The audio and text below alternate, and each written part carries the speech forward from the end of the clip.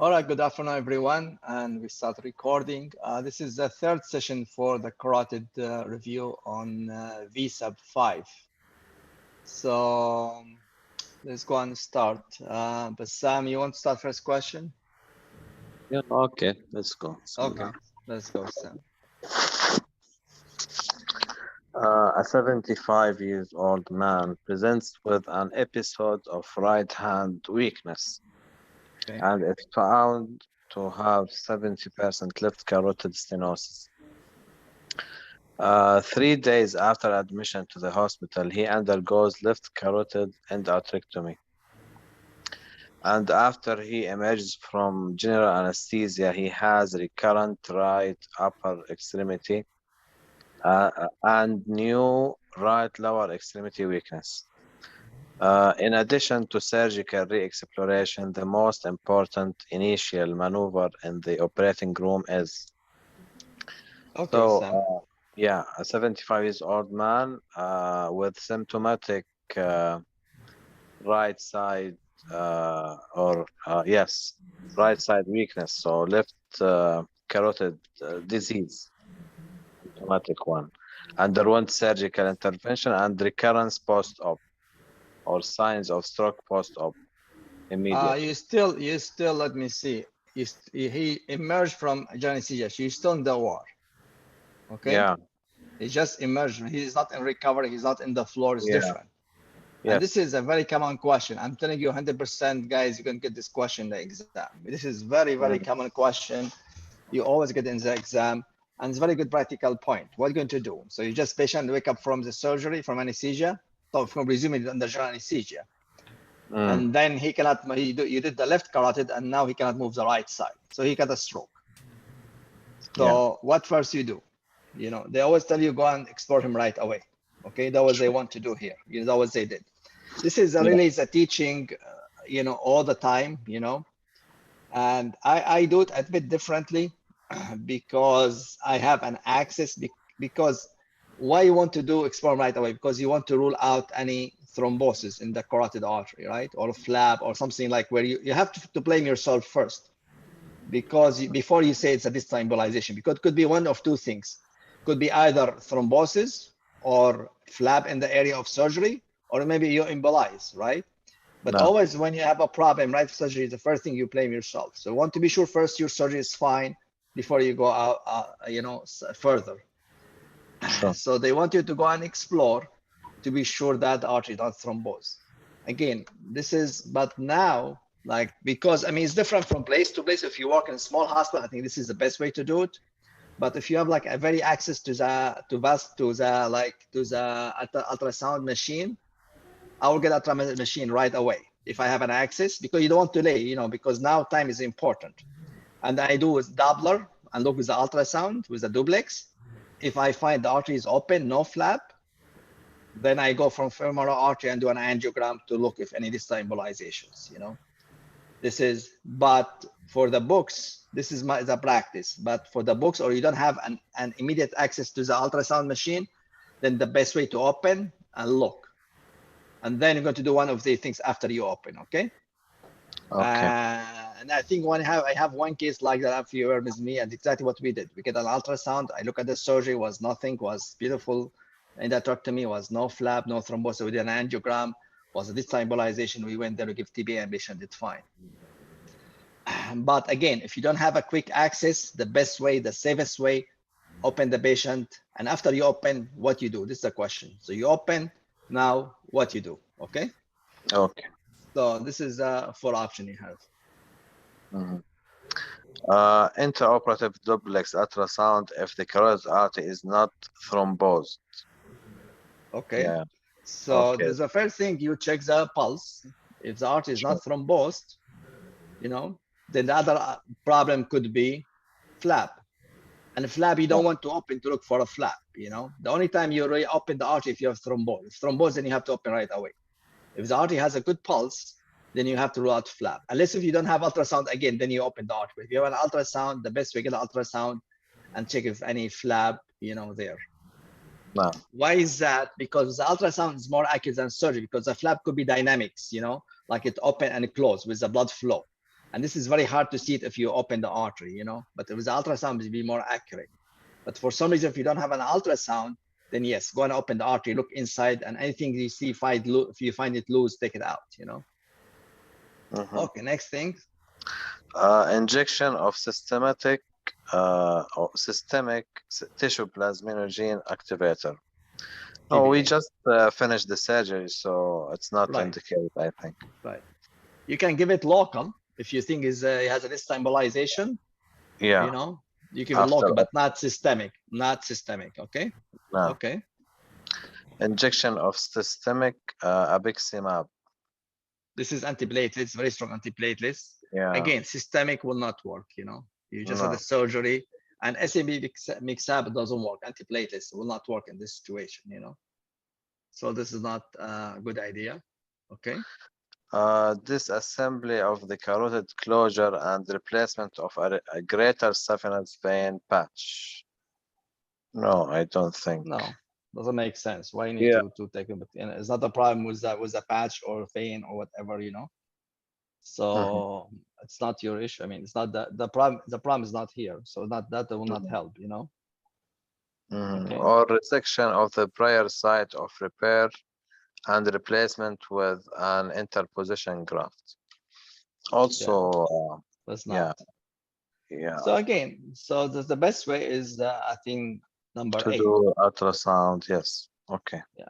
So again, as a practical, so patient happen, you open him up right away. You put your hand, you feel a pulse, you know, get an ultrasound. If there's no ultrasound, you know, then you can open and look. But most of you have to have an ultrasound. I mean, if you don't have an ultrasound, you have sometimes, you know, to look. But the most amount you need to do in terms of angiogram. If the problem is not local, if there's no flap and there's no thrombus, then you put a needle through the carotid. You go through the camera. You don't have to go through from the femoral artery. You put a small sheet, you put small cannula, and you inject and do intracranial angiogram to look for distal embolization. Okay.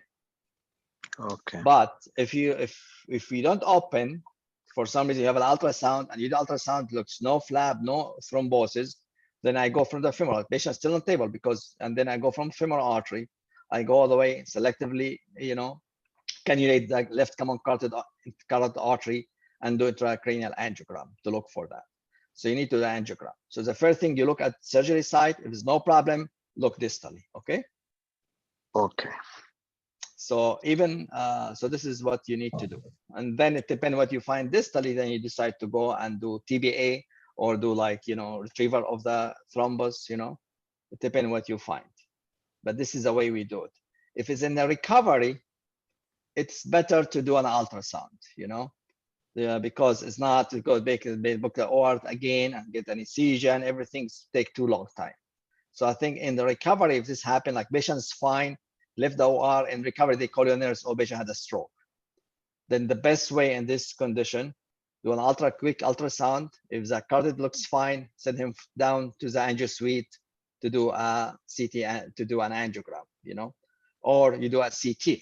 Why do CT? Maybe has intracranial bleeding, you know, so you have to rule it out because some people, they get intracranial bleeding.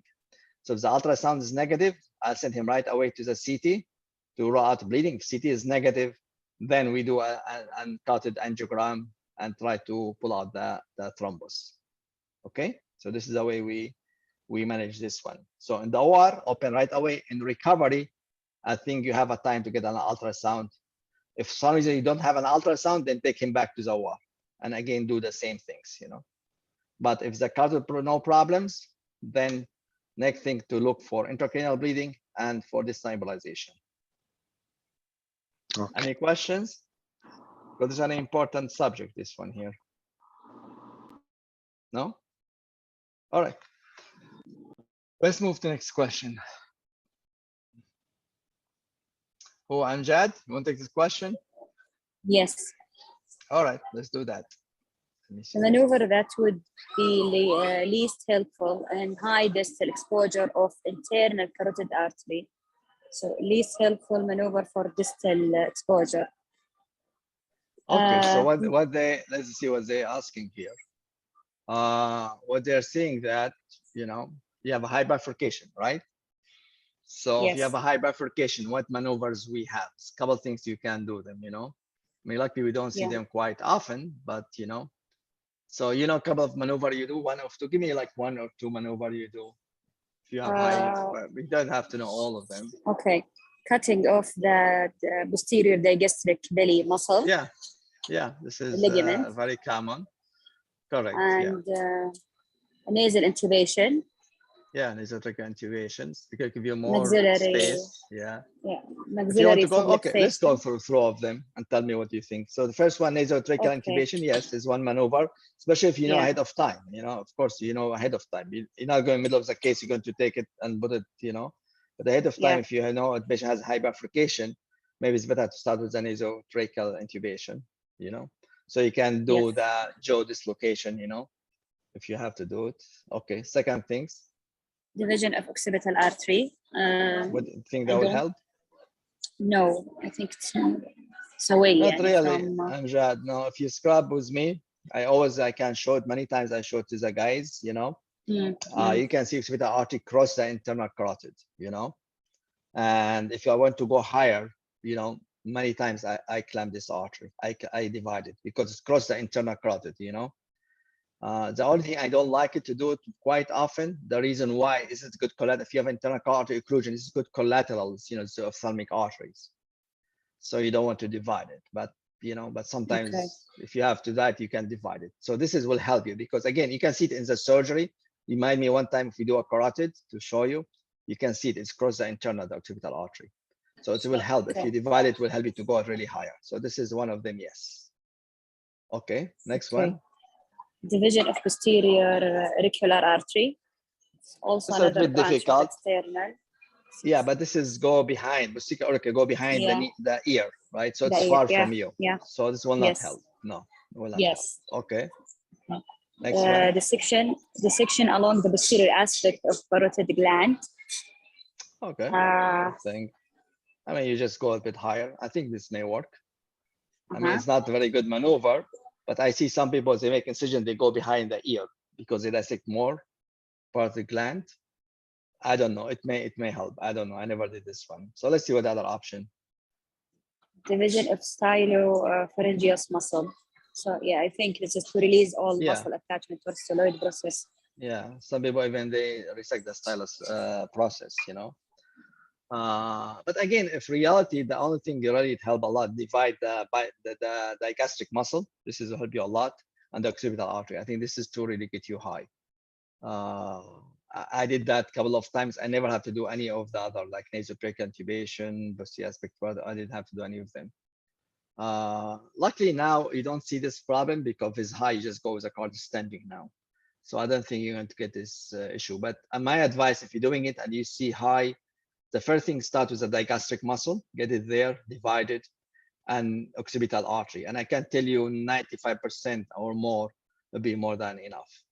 I mean, I did a lot of carotid, you know, I don't know how many, but I never did dislocation. I never even saw it. I don't know how they do it. We never had to do a dislocation. Always, the other trick, what you can do is really, we did that a couple of times also. You see where the carotid body, you know, the carotid body, the tissue there, you can divide between two clamps. When you divide it, because this holds the bifurcation up. So you get two hemostat and you divide the carotid body area, the carotid, you know, the nerves there between the internal and external, all the tissue. And then when the moment you divide it, the whole bifurcation, you can pull it down, you know. The only thing you have to divide between two clamps because this is very vascular, it'll be a lot of oozing, you know. So all this tissue between the internal and external carotid artery, you divide between two clamps and you cut them. And then once you do that and you ligate them, the bifurcation will come down very, very easy, you know. So this is the three most common maneuver will help you to get to the bifurcations. I think that's all. I don't know if any other maneuver, guys, somebody has any idea, somebody has to add or any questions. But this is really the most common maneuvers. All right, what else? I think that's enough. All right, let's go to the next one, 33. Who's here? Muhammad is not here, Muhammad? Muhammad ما هنا. طيب أحلام. Can I say أحلام? How are you, أحلام? I'm fine, thank you, sir. All right, let's go and have this question, Ahlam. Okay, if selective shunting is employed during the carotid endarterectomy, shunting is indicated when? Okay, so what they now, you see, with the carotid, shunting is a very controversial issue. Some people, they don't shunt. Some people shunt all the time. Some people do selective shunting. The incidence of stroke is all the same. It's no different. The reason why we don't have a consensus is which what to do. So they left it up to the, even if you go to the guideline, the shunting, they said it is to the surgeon preference, you know, if you want to do selective or non-shunting or, you know, but whatever you have to do it all that, you know, like within a criteria. So if you decide to do selective shunting, then you have to follow up criteria, like when to shunt. And this was the question. If you decide to do selective shunting, when to shunt, okay? Let's say one by one, we're going to do. Okay, First one, carotid endarterectomy is performed under regional anesthesia. do we need to shunt in this case? It's local anesthesia, right? So patient is No. awake. So No, we no, don't no, need we to shunt can't because, I mean, we don't need to shunt unless if we, you know, unless if patient develop a symptoms, right? Yes. But if a general anesthesia, a regional anesthesia, then we can tell from his symptoms, okay?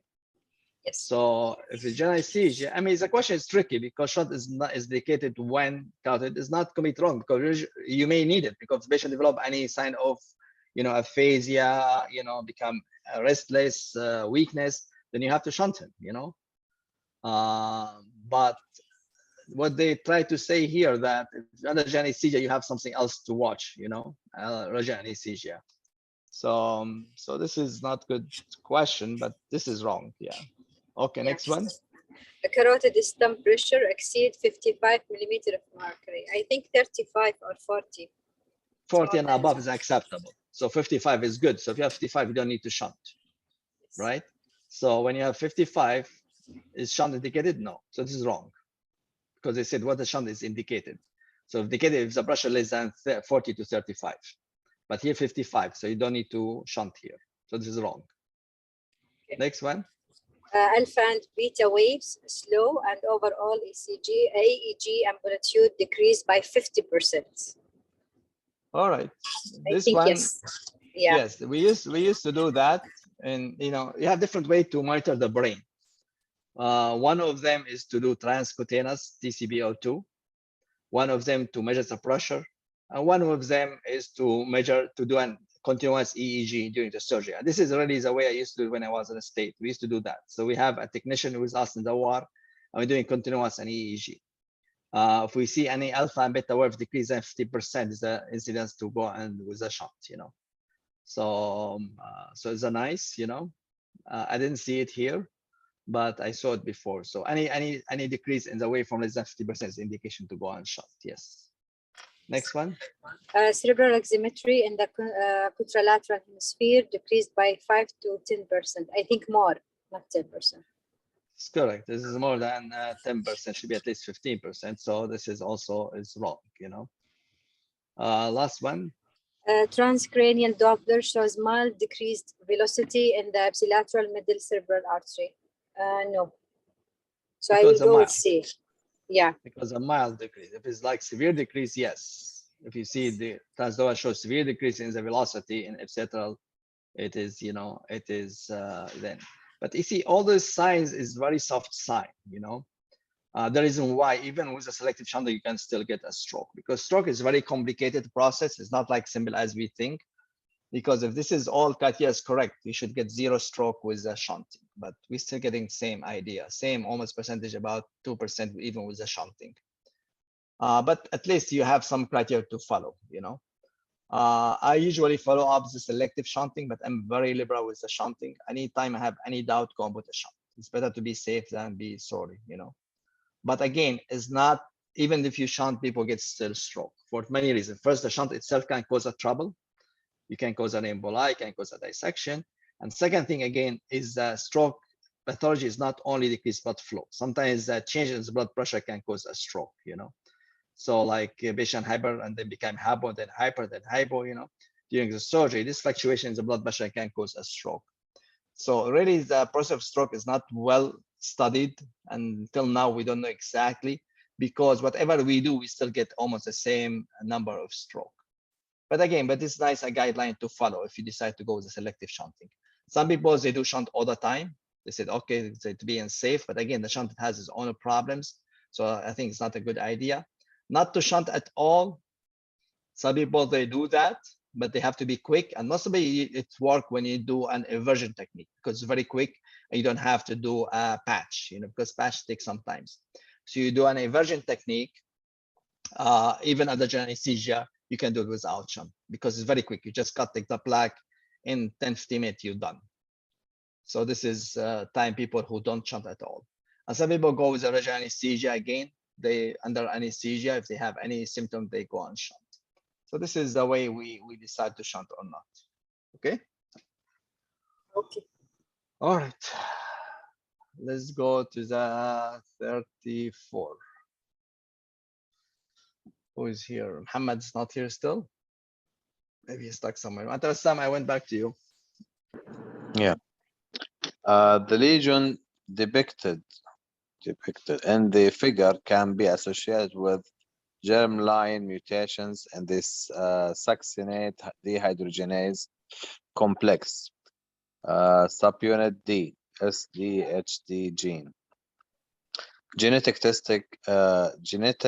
testing should be performed preoperatively with concurrent familial screening in the presence of. So Okay. we are talking about. Let me tell you what they're talking about first. Let's talk. Forget about the gene name. What we have here in the picture. This is a carotid body tumor. Body tumor, right? So the question is very simple. I mean, forget about this long name.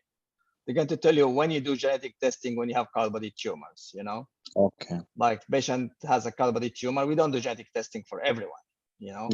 The only time we do it if we have really bilateral or familiar, or he has a concomitant, paraganglioma. Then we think about familiar, But if it's just sporadic, single, then we don't do it. But if patient has bilaterals, or he has paraganglioma somewhere else, then you think about, genetic disorders, then you send it for genetic, This is how we decide, So let's go about these questions and sorry. And let's see what the answer said. Let's start first one, the Sam. Yeah, Champlain 3 tumor. So Champlain 3 tumor is related to the location, right? There's nothing to do with single or bilateral or something. So already nothing to, it's not a guideline for the genetic workup, right? Okay. Age older than 50 years. Well, I'll tell you what the problem is this one. Usually, carotid tumor, you see it in the old people, because it takes a long time to grow up. So if you see it in young people, then it's like anything you see, any disease, vascular disease, you see in young people, you think it's some genetic or some underlying problems. Anything you see in all people, you expect it to be normal.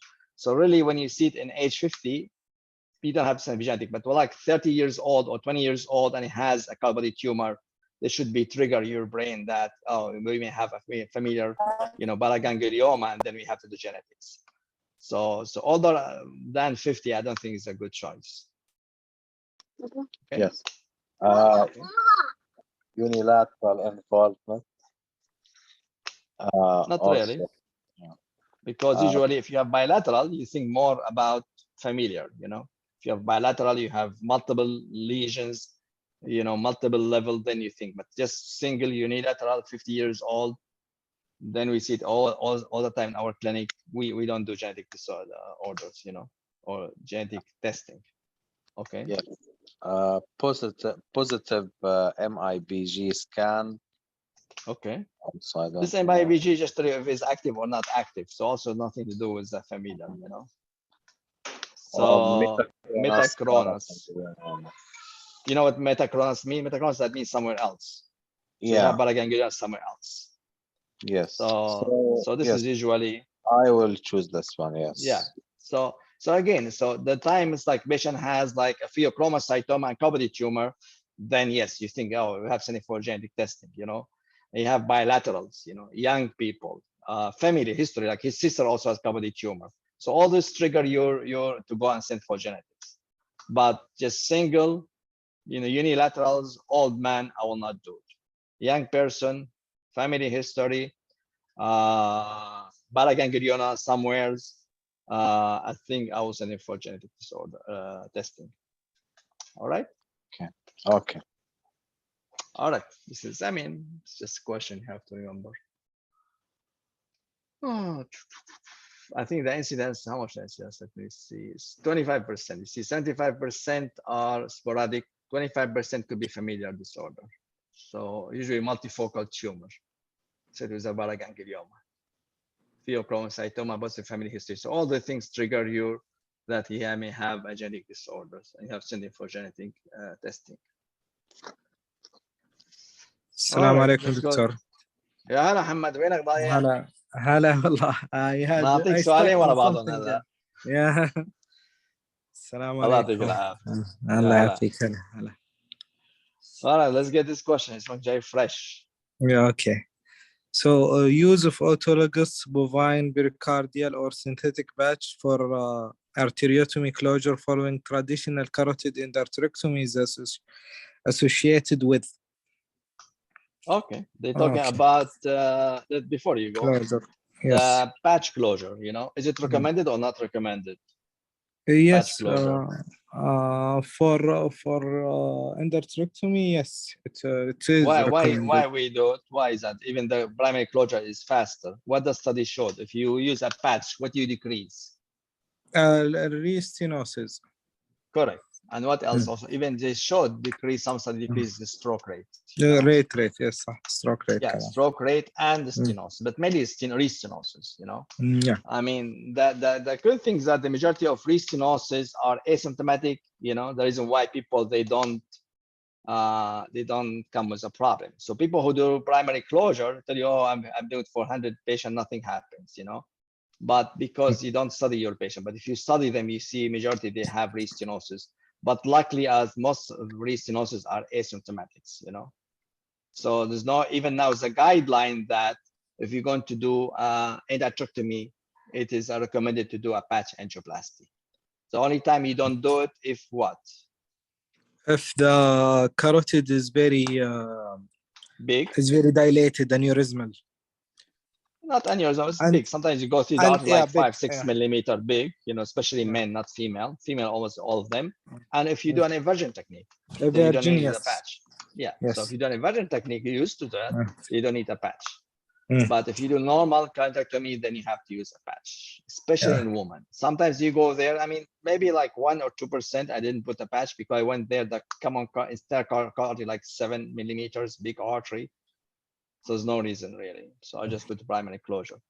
But you have to be careful because studies showed that the primary closure associated with more increased risk of stroke and increased risk of restenosis. Okay. So let's see what they said here. What they said. So the patch is what cause? Let's go one by one. The A, increased rate of perioperative bleeding complication. B, decreased rate of restenosis. C, let's say first one. Let's do first one by one. Correct or wrong? Rate of perioperative bleeding complications. I think it has no relation between the bleeding. Yeah. Unless you are a bad surgeon, you don't know how to do anastomosis, right? But if you're good, should not going to be the complications, So okay. B, decreased rate of restenosis. Is this correct? Yes. Yes, this is correct. Yes, this is the one we talked about. Increased rate of surgical sites infections. I think in the neck has no relation with the infection, right? No, nobody showed. This is what you think about it because you put a foreign body, but is rare, is very, very, very low. So it will not. No study showed this putting a patch to increase your site infection. No. D, increase clamp time and rate of perioperative stroke. It does not increase, it decrease. Yeah, the stroke, it may increase the clamp time. I think it will because it takes longer than do primary, but will not perioperative stroke. This is wrong, but it decreases it really. Some studies should decrease it. So this is wrong. Okay. Decrease rate of perioperative bleeding complication. We said it has no relation. There's no relation, so that's correct. Mm. Okay. So this is just straightforward. So always use a patch.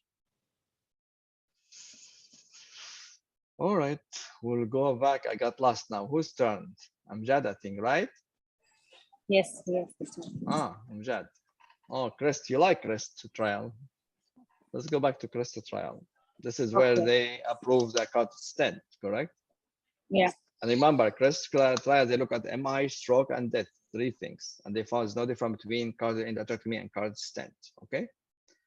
So I'll tell you what this, let me see from the question.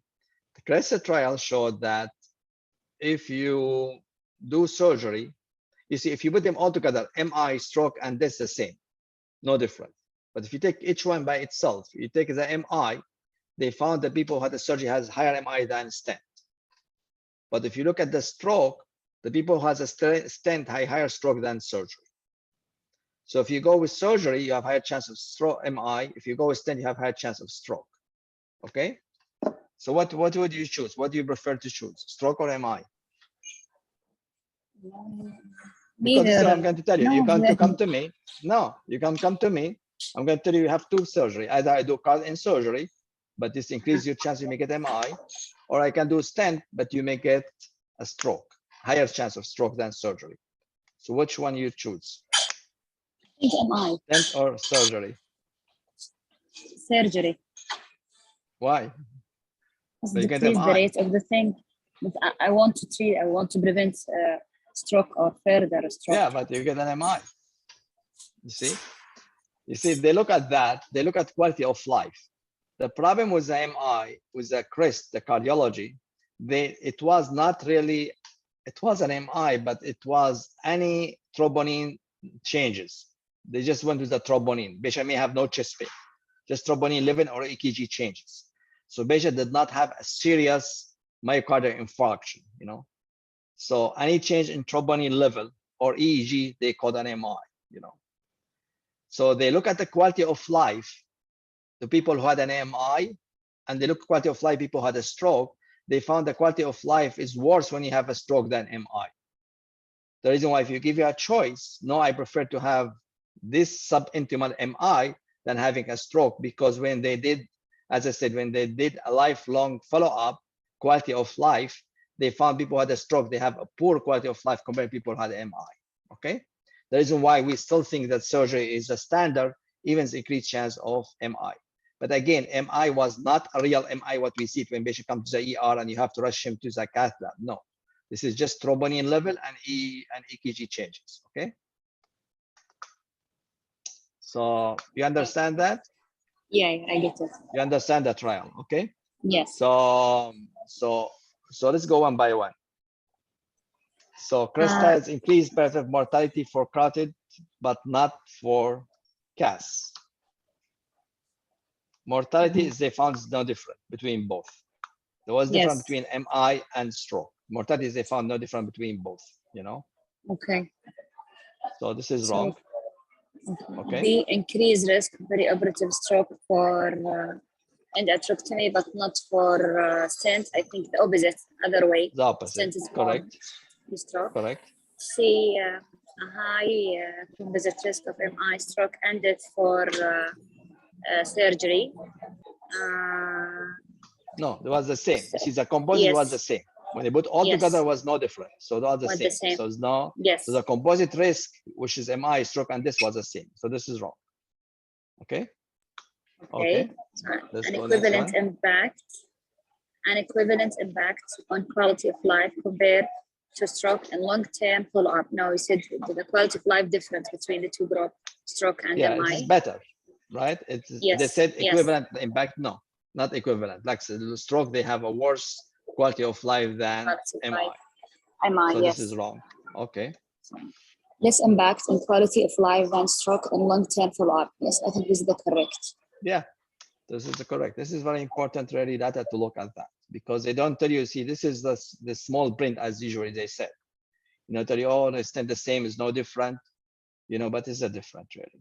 So, and if you have a choice between MI or stroke, I would choose MI. The reason why we still think the surgery is the best option for the patients, you know. All right. Okay. All right. Let's go back to Hamad. No, let's get Hamad some rest.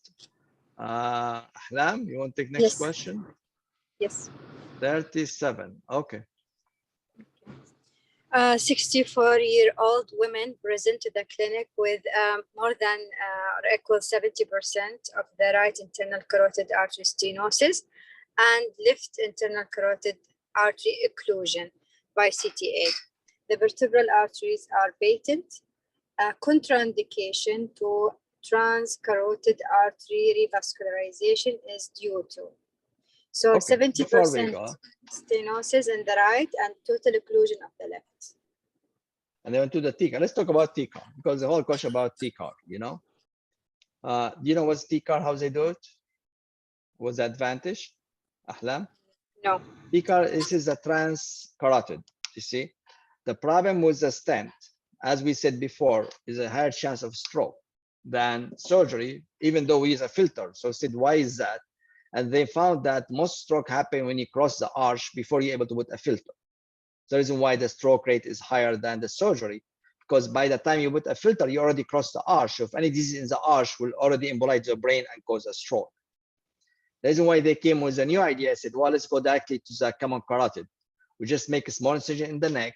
We go to the carotid directly, so we don't have to go through the arch. We put a filter, and then we do the carotid stent. So this is what's called a TCAR. And really, the result was excellent. Now the stroke rate went down exactly like surgery using a TCAR. But really, if you think about it, almost like a surgery, because you have to make a cut at the base of the neck. You have to expose the common carotid, get around it, cannulate it, and put a stent. So this is the downside of it. It's not like completely percutaneous. This is almost like you need a type of small surgery. But the good thing about this procedure, if you don't worry about the type of the arch. Like if you have a type 3 arch, you cannot do carotid stent because of the angulations. If you have a disease arch, if you have, you cannot do a stent. So this is a good alternative if patient like have a radiation, has redo neck, so you don't want to do a surgery, but at the same time you don't want to go through the arch, then this is a nice, procedure. And this now become very common procedure now called a TCAR. The only thing they don't use a filter in TCAR, they use a reverse flow. As I'm saying, it looks a bit complicated. So what happened is that they occlude the external and the common carotid artery. So the flow will go retrograde from the brain backwards. So when you dilate or stent the internal carotid, all the debris will go backward because now you reverse the flow. And this blood will go through the catheters, through a filter, and then after the filter, they push it back to the blood to the femoral vein. So it's a long catheter go to the femoral vein. Again, it looks a bit complicated, but this is the way the procedures, and people who do it quite often, they say it's not as complicated as it sounds, But in TCAR, they depend on the reverse flow. Okay, this is the way, because one way to protect the brain during the stent, either to put a filter or to use a reverse flow. And this is TCAR depend on the reverse flow. All right, so what they say now, what the contraindication, what situation you cannot use a TCAR? Okay, let's see what they say. First, gender. No, it doesn't matter. Yeah, it doesn't matter, right, or male or female. It matters what the size, because the size of the artery, it has to be at least 5 and above. Because too small, you cannot put the common carotid, So yes, female, they have a smaller carotid than male, but it's not a gender, it's the size of the common carotid artery. So this is a wrong, Yes. Okay, what next? The carotid bifurcation is greater than 5 centimeters superior to the clavicle. No, it's not contraindication. Yeah, you need at least 5 centimeters. It's the opposite. Really, you need at least to be 5 and above. If it's the bifurcation close to the clavicle, there's no place to go there and do the dissection. Then become too short. Then it's better just do carotid endarterectomy. So you need at least to be 5 centimeters from the clavicle to the carotid bifurcation. So you have a space to go and put your sheet and everything, So this is wrong. If it's less, then yes, but this is greater, yeah. Yeah, greater than 5. The contralateral carotid artery occlusion prevents adequate flow reversal. I think yes. This is yes and no. Contralateral occlusions, usually when you have contralateral occlusion, really this is indication for stenting. Why?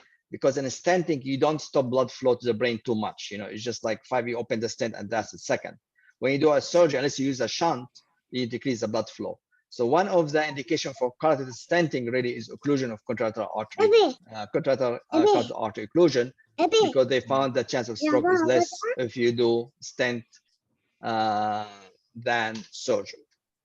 But the problem with the TCAR, they depend on the reverse flow.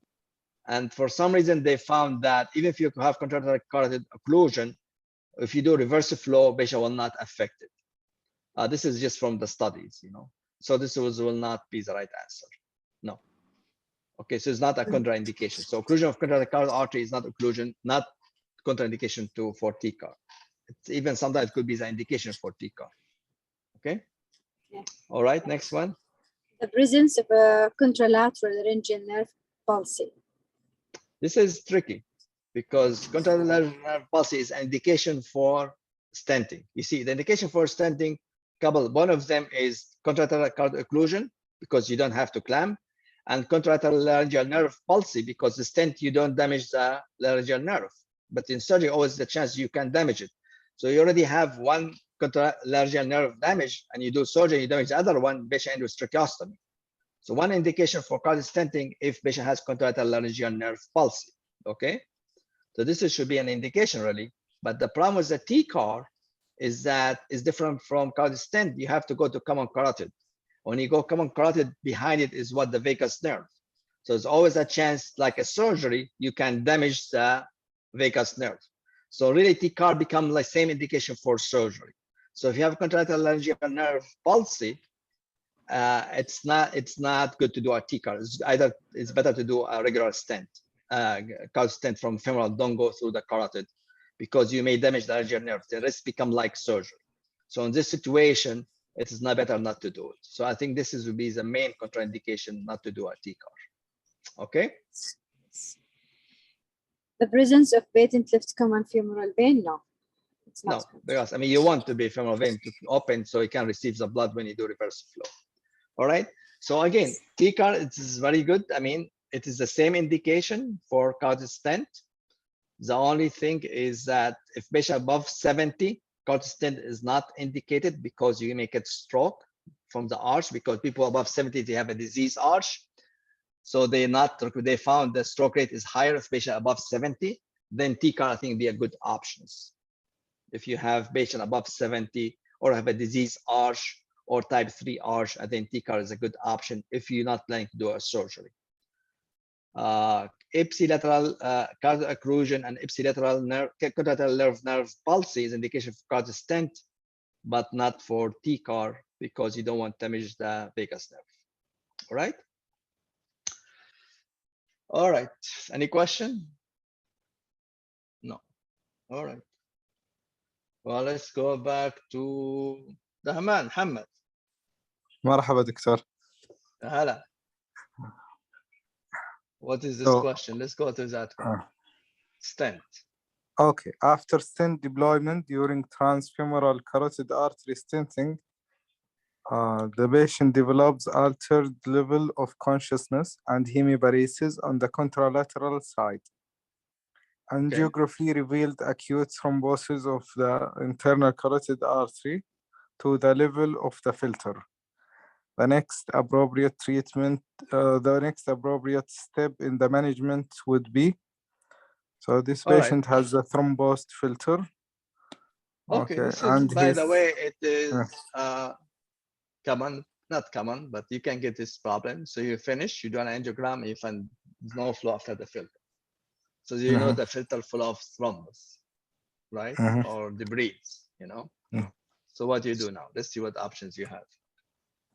So A, immediate conversion to open carotid endarterectomy. Okay. Remember, there was this patient. Look at that one. You see, every time the question has something, you know? They said transfemoral, and he had stroke. So Okay. I don't think this is the good, the correct answer. I can't treat it before. The next step.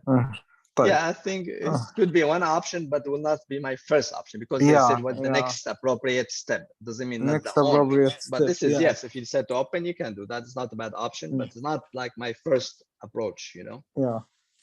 Well, let's see with the second one.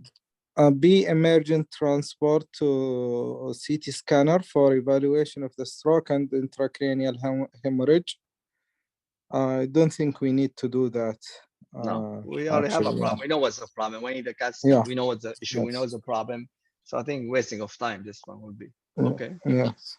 C, continued systemic heparinization and transport to neurological intensive care unit for resuscitation. Also wrong. Wrong, yeah. I don't think because you need to fix the problem. You already know the problem. And this is the best time to fix it now. Okay, so this is wrong. Okay. D, immediate catheter directed administration of Biximab, followed by administration of recombinant tissue plasminogen activator. I think this is the answer, right? Yeah, because you need to have a clot. You need to remove it. Yeah, TBA, thrombolysis. Yeah. Is that we'll talk about this? Finish. What's the last one? The last one is deployment of second stent up to the level of the filter with balloon angioplasty. Okay, I mean, this is wrong. Well, how gonna put the stent? I mean, you have a clot. You're not gonna put more stent and you go higher and then go higher. And you balloon so it also. Yeah. Right. So this is wrong. So I think the best one is D, but doesn't mean this is the right answer. You know. I mean, when I trained with the carotid stenting, because I saw a couple of cases like that, you finish and put IFT. What happened is the filter fill up with the debris. The problem, if you think, you see, when you do a surgery, this debris is atheroma. It's not a clot, you know. So most of the time, TBA will not work. And there's no time for clot to form because patients are already hebronized, you know, you're doing a surgery, you know. So when the filter close, all these small close with debris, you know. So my teaching was that time is just the first thing, remove the filter and then repeat the angiogram. And most of the time, all the cases we did them, we found the arteries open up again, you know. So this is what usually we'll do. But you have to be careful. You see, when we do a filter, when you retrieve the filter, we don't retrieve it all the way because you have a catheter to retrieve the filter. We don't pull the filter all the way inside the catheter just to catch the tip. Because if you pull it all the way inside, all the small debris, it may squeeze outside and go to the brain. So we just catch the tip of the catheter and they remove the filter with the catheter all the way. And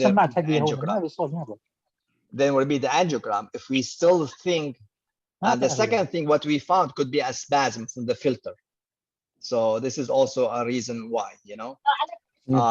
So it could be a filter or it could be a dissection. So it's not always like, you know, a thrombus. So the first thing is to remove the filter and do an angiogram and reassess your situation. If it's a dissection, you put a stent. If it's just a spasm, usually go back to normal. If it's like something clot all the way up, you go with TBA or you go and retrieve it, you know. But this is the way usually. But if you between this all option, I will choose D. But in practical, I think the first thing I remove the filter. But the only thing is that you have to. This is the advantage of the filter. What was we use it? The ambush shield. The key thing about ambush shield that the filter is not attached to the wire. So you can remove the filter and the wire is still there. So if you have any issue, any problem, you still have dissection, you have the wire, you can go over it and you can fix the dissection.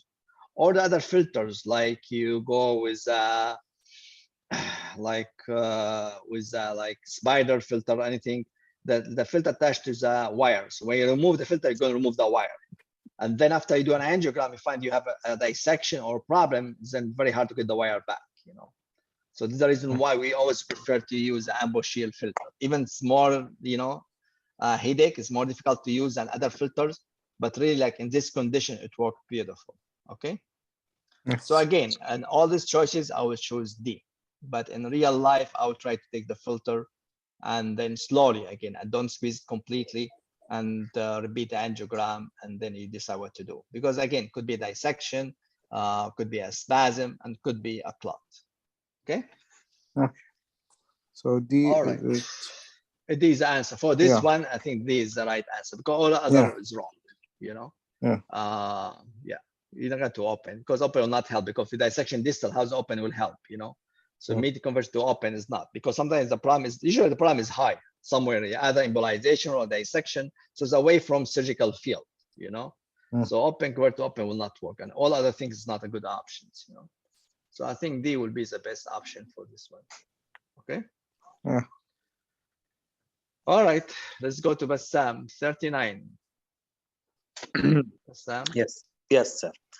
A 68 years old man undergoes a successful carotid angioplasty and stent procedure for a 95% stenosis of right internal carotid artery. His left internal carotid artery is chronically occluded. Approximately 24 hours later, the patient complains of severe right-sided headache. All right.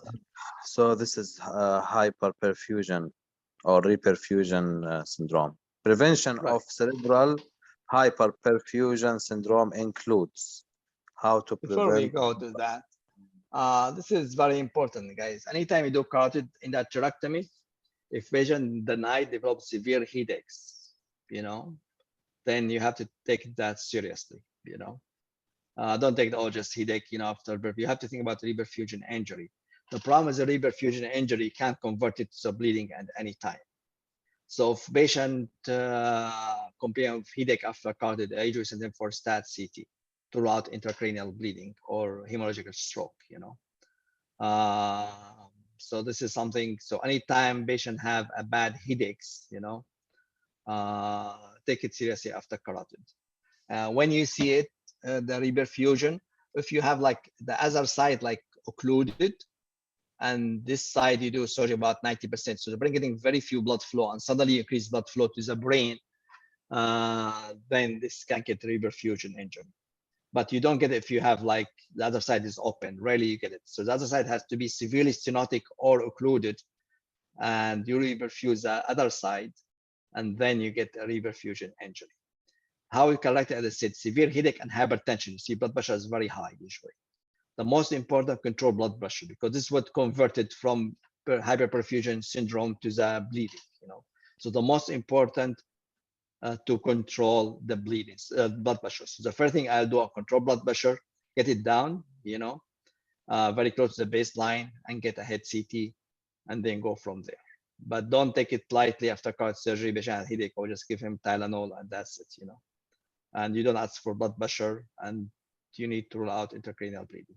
Okay, so let's talk about that. Let's see what the options is, Sam. Fluid restriction in the early postoperative period. I don't think it will help much. yeah. I mean, you have a serious issue here, you know. I mean, this is, I don't think this will help. Continue. Okay, supplemental oxygen to salvage cerebral tissue within the ischemic penumbra. Don't Okay. know what is this. But ischemic penumbra this is the area which, when you have a stroke, you have an area around it called ischemic penumbra. This is the area which is like you have a stroke. This area, like demarcation. Yes. Like whenever you have always when you have an ischemic tissue, you see like a black, and around it you see like something middle. So when you have ischemia, when you have a stroke, you see area of stroke, and around you see area which is like 50-50. This is called ischemic penumbra. This one is reversible. Stroke is not reversible. So when you see the stroke in the brain, it's non-reversible. But the area around it, the penumbra area, called it, it can be reversed. So yes, you give an oxygen and everything, you know, and try to increase blood perfusion to the brain. This may salvage this area. But this issue is not here. This is not the issue here. Our issue now is the ischemia itself, not the penumbra, is a stroke or hyperperfusion injury. Okay? The reason why this question is wrong. The answer wrong. Okay. Use of dual antiplatelet therapy to minimize thrombosis in the ischemic penumbra. Okay.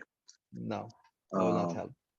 Okay. Heparin infusion and permissive hypertension to salvage cerebral tissue within the ischemic penumbra. Aggressive postoperative blood pressure control to within 20 millimeter mercury of the preoperative level. So yeah, we usually we control the blood pressure post-op.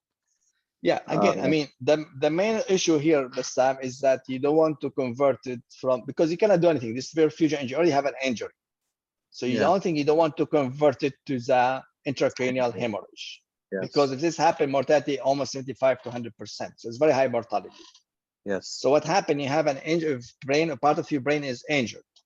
Yes, I mean, all this will help, you know, fluid restriction, oxygen, but there's nothing. It's what you're going to convert to the bleeding is a blood pressure, because this is shit with a very high blood pressure. This is a sign of cerebral hyperperfusion. It's high blood pressure and severe headaches, you know. That's why they get a headache, because high blood pressure. So the first thing you need to control, like a dissection, look at that, like dissection. So the first thing you want to control blood pressure, you know, you want to decrease that, you don't want to convert it, because this thing will resolve by itself, you know. So the only thing you don't want to be converted to the intracranial hemorrhage or seizures, and patient die from that, you know. So the first thing is aggressive blood pressure control. So patient has to be to go to the like a dissection, has to be in ICU, and you put him, tell them to put him on a drip and bring blood pressure very close, within 20 millimeter of his preoperative levels, you know. So if his blood pressure before like 100, it has to be like within 110, 120, because his pressure will be like 180, 190, you know. So you need to bring, but you don't want to become hypotensive. Hypotensive is not good because decreased blood flow to the brain. So you don't want him to be hypotensive, like dissection. You just want him to get him back to the normal pressure within 20 millimeter, you know. So this is the best option, but you don't want him hypotensive also. This is bad, okay? Yeah. So this is, it's a practical, you may see it. So look at that seriously, understand the process, and try the most important to control blood pressure. Then you can do the other things. You can give oxygen, you control these things, but really what's going to make a difference is controlling blood pressure in this situation. Okay. Okay. All right. Who is going to finish this meeting? It's the best to the end. And this is who? Amjad, Yes, Doctor. going to be the end? The last Yes. one? Yes. All right, let's take this question. An 81 years old diabetic woman with dyslipidemia, hypertension, and coronary artery disease has undergoing right carotid endarterectomy with prostatic patch angioplasty 3 years earlier. She now presents in follow-up for routine surveillance, duplex ultrasound, and CT angiograph. CT angiograph read the presence of 70% right internal artery stenosis. The characteristic that this describes this lesion is. Okay. So here. So it's an 80 years old. She has carotid endarterectomy with a patch. Yeah. But even though within 3 years she came with a follow-up ultrasound, she's severe restenosis, you know. Yes. Yes. What's the nature history of restenosis? This is a benign or malignant, usually, the restenosis. You mean, is the course as the same as atheroma or is different course? Usually is more benign. The reason why this is an intimal hyperplasia, it's just nice and smooth, you know. It's not like atheroma, you see it like all this mushy material, ulceration, you know. This is just a nice, like your artery got restenosis, nice, smooth, intima. It's just because intimal hyperplasia causes stenosis, you know. The reason why the recommendation that if you have restenosis, is just leave it alone if a patient is asymptomatic, you know. But really, if symptomatic, you have to do it again. What you do it, what you can do, one of two options. There's no place for endarterectomy here because we don't have an intima problem here. Here is a fibro intimal hyperplasia. Yeah. So my new intimal hyperplasia. So the endarterectomy will not work here. So you have two options. Either you put a patch, just make it wider again, or you can use a stent, or you can resect this artery and put interposition vein graft. But the regular endarterectomy will not work in this one. And the same like when we see carotid stenosis after radiation, it's very similar pathology. Most of the time we don't do endarterectomy. Most of the time we just put a patch, you know. But in general, if you have to redo intercarotid, most of the time you're going to end putting just a patch without endarterectomy, or resect this part if it's very bad, very diseased, very stenotic, and put the machine graft. Or you do now, you would do a stent. It's very good. But this is only for symptomatic. Or if you have like a severe asymptomatic, like an 80% and above, some people, even if asymptomatic, they prefer to go and stent it or do a redo surgery. But this is controversial. But if symptomatic, 100% everyone agree, you have to redo it, okay? So let's go through the questions. What the incidence? What do you think the incidence? This is common or is uncommon? Restenosis after carotid surgery. I think it's a common. It's a common, It's yes, common, it is yeah. common. The other thing, we don't see it because we don't follow up all our patients for a long time. And the second thing is that because most are asymptomatic, but it's really common. It's about like 5 to 15%. So it is really common. So 3 to 5 is low. It's really higher. So it is a common problem. Yes. Next things. Angiographic appearance is irregular and heterogeneous. No, we said different pathology than erythema. Yeah, visual is nice and smooth, really. So this is wrong. Okay. Risk of stroke is lower than de novo arthrosclerotic lesion. Yes. Yes, because the lesion, as I said, because the nice and smooth. Yeah. So really, it's not like atheroma and plaque and ulcerations. So really, the stroke is the reason why we think it's more benign. The reason why we are more reluctant to do surgery unless symptomatic or severe stenosis. But if you call the atheroma, it is different. It is, I think, the risk of stroke is lower. Yeah. Okay. Likely initiated by surgical clamp site injury. I don't think it's related to the. Can be. Yes, it can be. Is the reason why, if you see, when I finish the surgery after I pick the clamp, I always massage the common carotid artery. Some people who put a vessel loop and they tie it and then they release it, so that this one can cause an injury. So you really need to massage it. But the only thing why this is not right in this answer, usually this is, you see, when you see restenosis in any surgery within 3 months, is a technical issue. So if you see stenosis within 3 months of the surgery, this is either clamp injury, or could be the primary closure, or maybe you didn't complete endarterectomy, left part there, you know. So anything within 3 months is because there's no time for neo-intima hyperplasia in 3 months. Hyperplasia takes about 3 years, up to 3 years. It takes about 1, 2, 3 years. But anything within 3 months, they have to blame your surgical technique. So you do a surgery after 3 months, combination with a high velocity, this is surgical issue. Either a clamp injury, or you remove the plaque completely, or you miss it, or something like that. After 1 year, patient comes with stenosis, then you think about neo-intimal hyperplasia. After 3 years, after 5, 6, 7 years, then you think about atheroma, because this is not the time neo-intimal hyperplasia already developed. So people still can get atheroma again, because if he has hypercholesterolemia, like this patient, she's high cholesterol, right? Dyslipidemia, they still can get atheroma again, but this takes longer time, more than 3 years. So within 3 months, technical, 3 months to 3 years, we say is a neo-intimal hyperplasia. 3 years and more, we think about atherosclerotic disease. Okay. Okay. Let's see what the last one. Yeah. Primary closure has similar risk of stenosis to batching. No, so the batching is superior to the primary closure. All right, great. I think this is enough. And now at 40. So I think only 10 questions left. So hopefully next week will be the last session for carotid. We spent like almost 4 sessions for carotid, even though it looks like straightforward, but you'd be surprised how many things we have to know about it. All right, any question, guys, before we leave? Yes, doctor. Yes. For restenosis, doctor, what is the best option? Like this patient, she had, For this patient, I'll tell you, let's go back to this patient. This one, stenosis will be a stent. They didn't put this in one of the questions, but if they put it, I would choose a stent. I'll tell you why. Because at first is restenosis, so you have chance of the nerve damage is higher if you do a surgery. So usually, if you have a redo carotid, usually, where is that? Sorry. If you have a restenosis after carotid surgery, even the guidelines said the best choice is to go with the surgery, with the stent. Sorry, with the stent. And also, she has coronary artery disease, dyslipidemia, hypertension. So she has a comorbidity, you know. Okay.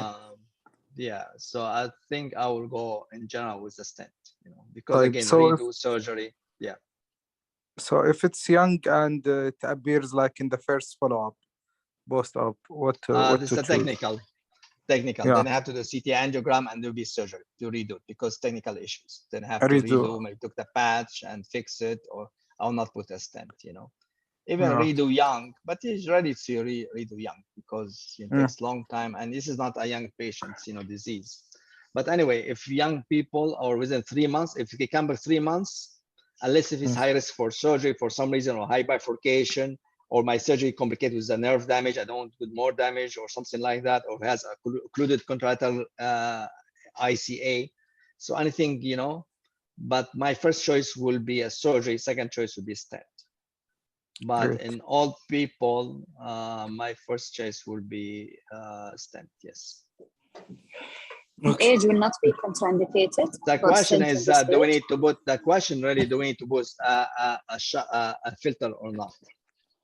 In my opinion, you don't need it because different pathology, but the problem, we don't have any data to support that.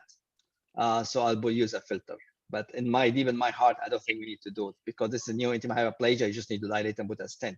It's not going to break loose like when you do the atheroma. But so when I redo, so I'll put a filter, but for some reason, if you cannot put a filter, it's very difficult to have a problems. I think you can do it without a filter. But don't tell anybody I told you that. But the problem, we are recording now. we are on record now. All right. Anyway, what else? Amjad, you were talking? Yeah, I was asking, stenting in restenosis in old people and the age, it will not be contraindicated? Yes. Above 70, we don't like to do it if they have a bad arch. But again, nothing in medicine like white and black. I mean, you look at, you have to wait and, you know, risk and benefit. If the arch is fine and straightforward, I will go with that. If the arch is bad, I go do a T-car. I go right away to carotid. Still, I think better than surgery. So again, to have to case by case, you cannot generalize everything. You have to look at the patient, decide what the best options. But the most important to understand what the pathology, what pathology you're dealing with it, you know.